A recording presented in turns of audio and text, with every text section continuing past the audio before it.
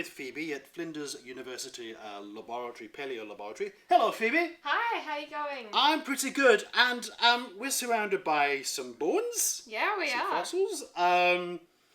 We'll get to those in a minute, right? So these are old bones. Very old bones. We're going to go back in time to begin with, but not as far back as these bones are. So what I want to do is go back in time to, I was going to say prehistoric Phoebe, but not quite prehistoric Phoebe, but younger Phoebe. Younger Phoebe, yeah. So what was it that got you to think, well, maybe I'll end up at Flinders University Palaeontology one day? Or did you not quite think that?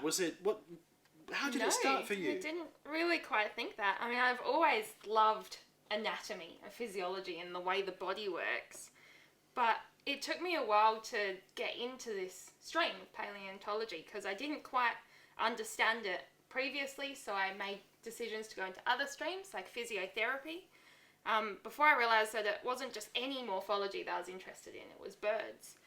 And so when I came to Flinders, I met people like Trevor Worthy, who's one of the associate professors here, and he works on the anatomy of ancient birds. And I was just completely drawn into it. I became obsessed, and that's how I ended up here. It's quite a recent thing for me. It took me a while to get here, but very happy that I got here in the end. Sweet. But let's go back even further. Even further? To mini, when you were mini Phoebe, right? Mini Phoebe. So, what were you interested in as a young kid that when you eventually got into this place, this stuff suddenly went, that's the thing?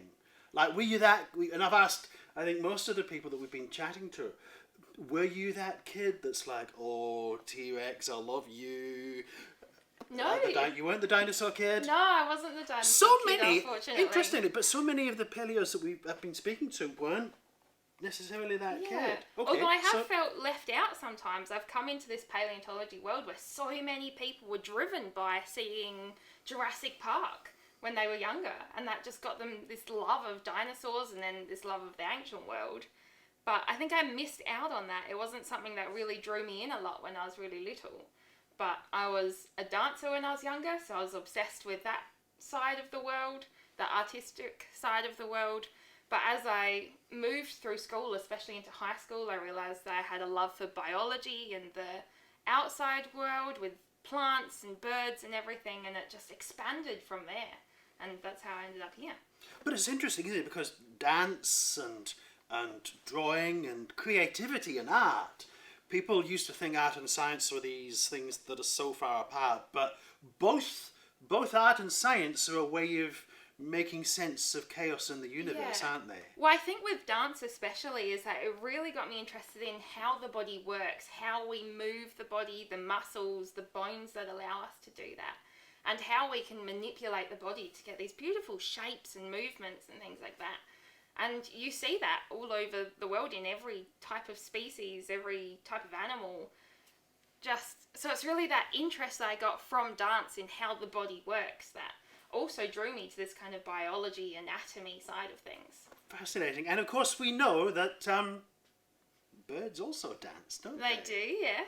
They do, and that's a part of what humans are not the only ones that dance. And some of you have seen me dancing, and I'm not even sure that that's exactly what it is. But that's probably a whole other story. Okay, so you're here at Flinders now, you're doing your PhD, and you're doing it on birds. Can you tell us anything about the PhD? Because often these things are under wraps until they're published, and that's totally okay. Is there anything, what sort of broadly are you looking at? Well, I'm looking at adaptations to large flightless behaviour, primarily. But I'm looking at it from a couple of different perspectives. So first off, I'm starting with this bird here, which is Genionus newtoni, obviously quite large bird from the Pleistocene of Australia, and how there's morphologies in the bone and the skull that allowed it to adapt to this large flightless lifestyle, and then the ecological pressures that come with that. So food selection, predatory adaptation, things like that. Mm-hmm. And then secondly, I'm moving really into the skull. So I'm looking at the semicircular ducts. Now these are really important because there's liquid in the ducts that move as you move your head in space. And that sends information to your brain, which tells you how to hold your head Like in that, or relation like to this, your or like body. this, or yeah. Yeah, so if your body is moving, those semicircular ducts are telling you where your head is in relation to the body. So how to hold your posture up, how to fly through air, or how to walk on land. So that's where we get all that information from. So I'm looking at how these ducks adapt to a large flightless body form and the different locomotory styles that come with that. Which is quite extraordinary that we can do something like that, isn't it? Yeah, In yeah. paleontology, to try and Definitely. work out. And you're right, I think you're talking about dance before and body movement and how those things has probably been really quite helpful. Yeah. In terms of understanding things. Okay, now the reason I'm doing a whole bunch of interviews over the next couple of weeks is because, of course, May 21st, Mary Anning turns 221. 221. Pretty impressive. Doesn't look a day over 170. No, I know. amazing. So, but what I want to ask you to begin with, was she somebody you knew about when you were growing up? Not really. I mean, because I wasn't so deep in the paleontology world as I am now, I didn't know all these names of these people who were so influential to this part of science. But I think it's amazing coming into it now and hearing about these lives of people, and because I'm older and I've had more experience, I think I can understand them better, where they're coming from, what drives them. So it's really interesting seeing how I'm responding to these new people that I'm learning about now. But of course, as you were growing up, you did hear about Isaac Newton, though, didn't you? Yeah, of course. Yeah. And you did hear about Copernicus. All the famous Men. male Yes, scientists. all the famous of male course, scientists and stuff. And Yeah. I also heard about the women associated with DNA and things like that. of course, yes. So, okay, so now that you've learnt a bit about her story, and it's always interesting with people's personal stories because there's no right or it's whatever it is, it Yeah. is. And quite instructive that quite a few folk that I've spoken to said we didn't know her story. But if I have kids, I'm going to make sure they know the story. You know, Yeah, those things. yeah. So where do you think, now that you know much more about paleontology, where do you think she sits in terms of her legacy or her importance compared with others? What's your assessment of that? Well, I think from an objective paleontological perspective, she put a lot of work into paleontology, and obviously there was a lot of research and brilliance that came out of the work she did. But she was just one of many huge contributors in a field, and there were loads of people contributing, and there still are, and there will be always, who are making impacts on this field.